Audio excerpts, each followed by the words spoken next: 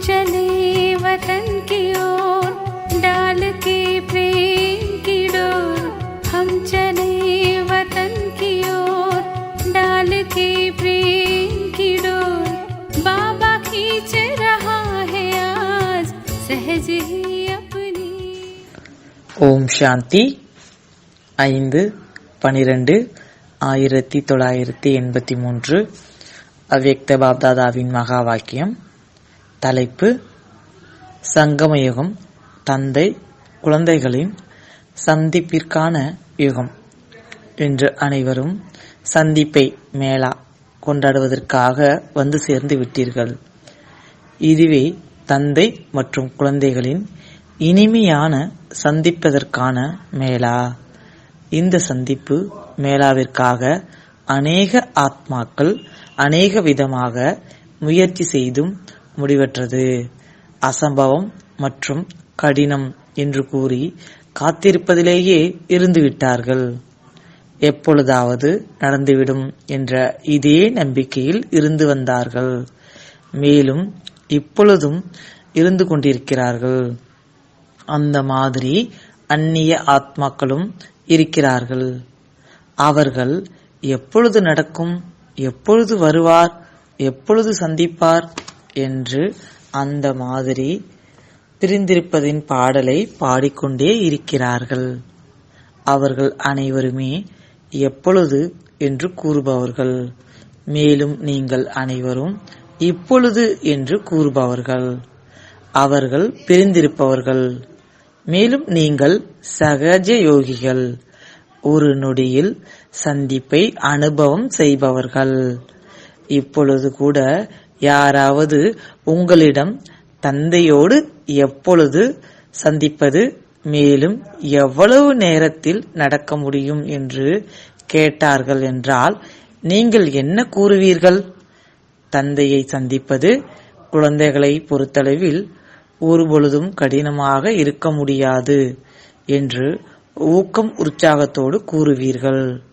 சகஜமான மற்றும் நிரந்தரமான சந்திப்பு. சங்கமயுகம் இருப்பதே தந்தை மற்றும் குழந்தைகளின் சந்திப்பதற்கான யுகம். நிரந்தரமாக சந்திப்பில் இருக்கிறீர்கள் இல்லையா? இருப்பதே விழா, அதாவது சந்திப்பு. எனவே மிகவும் பெருமிதத்தோடு சந்திக்க வேண்டும் நீங்கள் என்று கூறுவீர்கள். ஆனால் நாங்களோ எப்பொழுதுமே அவருடன், அதாவது தந்தையுடன் சாப்பிடுகிறோம், அருந்துகிறோம், நடக்கிறோம், விளையாடுகிறோம், மேலும் அவருடன் வளர்ந்து கொண்டிருக்கிறோம் என்று மிகுந்த பெருமிதத்துடன் கூறுவீர்கள். அந்த அளவு பெருமிதம் இருக்கிறதா?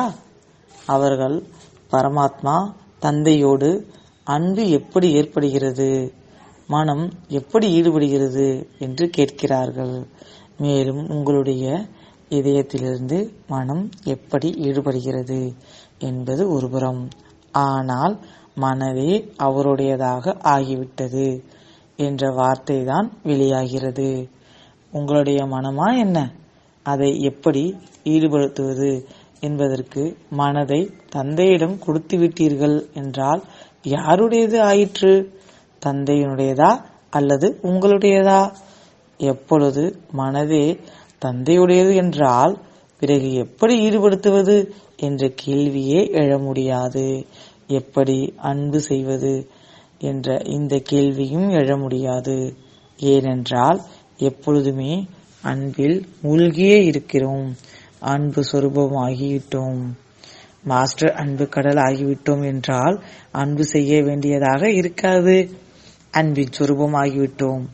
முழு நாளும் என்ன அனுபவம் செய்கிறீர்கள்? அன்பின் அலைகள் இயல்பாகவே அடித்துக் கொண்டிருக்கிறது தான் இல்லையா?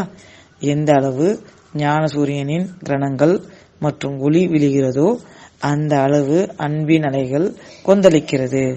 அமிர்த வேளையில் ஞான சூரியனின் ஞான முரளி என்ன காரியம் செய்கிறது? அதிகமாக அலைகள் வீசுகிறது தான் இல்லையா? நீங்கள் அனைவருமே எப்படி ஞானத்தின் அலைகள், அன்பின் அலைகள், சுகத்தின் அலைகள், சாந்தி மற்றும் சக்தியின் அலைகள் வீசுகின்றன என்பதின் அனுபவிகள் தான் இல்லையா? மேலும் அதே அலைகளில் மூழ்கி விடுகிறீர்கள். இந்த ஆன்மீக ஆஸ்தியின் பிராப்தியை அடைந்து விட்டீர்கள் இல்லையா? இதுதான் பிராமண வாழ்க்கை. அலைகளில் மூழ்கி மூழ்கி கடலுக்கு சமமானவர் ஆகிவிட்டீர்கள். அந்த மாதிரி சந்திப்பை செய்து கொண்டே இருக்கிறீர்களா? அல்லது இப்பொழுது செய்வதற்காக வந்திருக்கிறீர்களா? பிராமணனாகி ஒருவேளை கடலில் மூழ்கிய அனுபவம் செய்யவில்லை என்றால் பிராமண வாழ்க்கையின் விசேஷமாக என்ன இருந்தது? இந்த விசேஷத்தை தான் ஆஸ்தியின் பிராப்தி என்று கூறுவது. முழு உலகத்தின் பிராமணர்கள் இதே ஆன்மீக பிராப்தியின் அனுபவத்திற்கான சாதக பறவைகள். இப்பொழுது கூட அனைத்து சாதக பறவைகள் குழந்தைகள் பாப்தாதாவின் எதிரில் இருக்கிறார்கள். பாப்தாதாவின் முன்பு எல்லைக்கு அப்பாற்பட்ட ஹால் இருக்கிறது. இந்த ஹாலிலும் அனைவரும் வர முடியாது. அனைத்து குழந்தைகளும் தொலைநோக்கு கண்ணாடி வைத்துக்கொண்டு அமர்ந்திருக்கிறார்கள். ஸ்தூலமாகவும் தூரத்து காட்சியை எதிரில் பார்ப்பதின் அனுபவத்தில் குழந்தைகளின் சகஜ சிரேஷ்ட அனைத்து பிராப்திகளை பார்த்து பாப்தாதாவும் மகிழ்ச்சி அடைகிறார். நீங்கள் அனைவரும் இந்த அளவு மகிழ்ச்சி அடைகிறீர்களா? அல்லது சில நேரம் மகிழ்ச்சியாகவும் சில நேரம் மாயாவின் கவர்ச்சியில் இருப்பவராகவும் ஆகியிருக்கிறீர்களா? மாயாவின் 2 விதமான எண்ணங்களின் குழப்பத்தில் இருக்கவில்லையே. 2 விதமான எண்ணங்களின் குழப்பம் புதைகுழி ஆக்கிவிடும். இப்பொழுதோ புதைகுழியில் இருந்து விடுபட்டு இதய சிம்மாசனதாரி ஆகிவிட்டீர்கள் இல்லையா? யோசித்து பாருங்கள். எங்கே புதைகுழி, மேலும் எங்கே இதய சிம்மாசனம்? உங்களுக்கு எது விருப்பம்? கதறுவதா அல்லது ஆசனத்தில் ஏறி அமருவதா? விருப்பமோ ஆசனம்தான். இருந்தும் புதைகுழியின் பக்கம் ஏன் சென்று விடுகிறீர்கள்? புதைகுழியின் அருகில் செல்வதனால் தூரத்திலிருந்தே புதைகுழி தன் பக்கம் இழுத்து விடுகிறது. நான் புதிய குழந்தை என்று புரிந்து கொண்டு வந்திருக்கிறீர்களா? அல்லது நான் ஒவ்வொரு கல்பத்தின் அதிகாரி என்று புரிந்து வந்திருக்கிறீர்களா? புதியவர்கள் வந்திருக்கிறார்கள் தான் இல்லையா? அறிமுகத்திற்காக புதியவர்கள் என்று கூறப்படுகிறது. ஆனால் தெரிந்து கொள்வதோ புதியவர்கள் இல்லைதான் இல்லையா? புதியவராக தெரிந்து கொள்வதற்காக வரவில்லைதான் இல்லையா? தெரிந்து கொள்வது என்ற 3வது கண் கிடைத்து விட்டதா? அல்லது இப்பொழுது அதை அடைவதற்காக வந்திருக்கிறீர்களா? அனைத்து வந்திருக்கும் குழந்தைகளுக்கு பிராமண ஜென்மம் என்ற பரிசு பிறந்த நாளில் கிடைத்திருக்கிறது. அல்லது இங்கு பிறந்த நாளை கொண்டாடுவதற்காக வந்திருக்கிறீர்களா?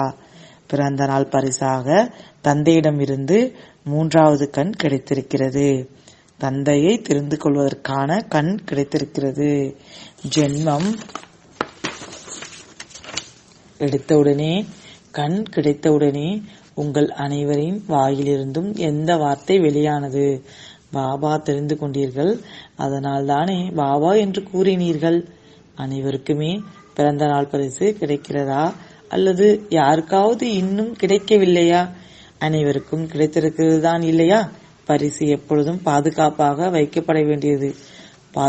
பாப்தாதாவிற்கும் அனைத்து குழந்தைகளுக்கும் ஒருவர் இன்னொருவரை விட பிரியமானவர்கள். நல்லது.